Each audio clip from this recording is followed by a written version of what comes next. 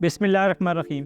پہلے دوستو، انسان بدلتا ہے تو نصیب بدلتا ہے، نہیں بدلتا تو پتھر نہیں بدلتا۔ آپ ایک پتھر کو دیکھیں، آج اسے دیکھیں اور 10 سال بعد بھی اگر دیکھیں گے تو وہی کا وہی پڑا رہے گا، وہ نہیں بدلے گا۔ جب انسان بدلتا ہے تبھی اس کے حالات بدلتے ہیں۔ جب انسان ایک جگہ سے دوسری جگہ جاتا ہے، جب اس کی سوچ بدلتی ہے، جب اس کا خیال بدلتا ہے، نظریہ بدلتا ہے، تب وہ اس کی زندگی میں چینج آتا ہے، یہ پازیٹیو چینج ہوتا ہے۔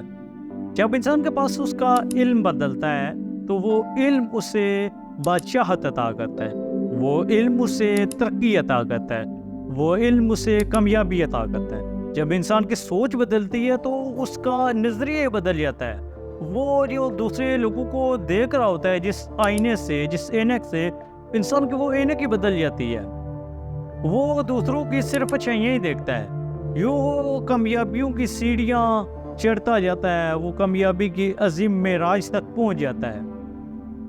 جب انسان کی عادتیں بدلتی ہیں تو انسان کامیاب ہوتا ہے۔ حقیقت میں کامیاب اور ناکام کے درمیان ایک پل آتا ہے، اور وہ پل عادتوں کا پل ہوتا ہے۔ جس نے اچھی عادتیں اپنے اندر پیدا کر لی ہیں، جو اللہ کی راہ میں دینے والا ہے، جو تقسیم کرنے والا ہے، جو اللہ کے قانون پر چلنے والا ہے، وہی کامیاب ہوتا ہے۔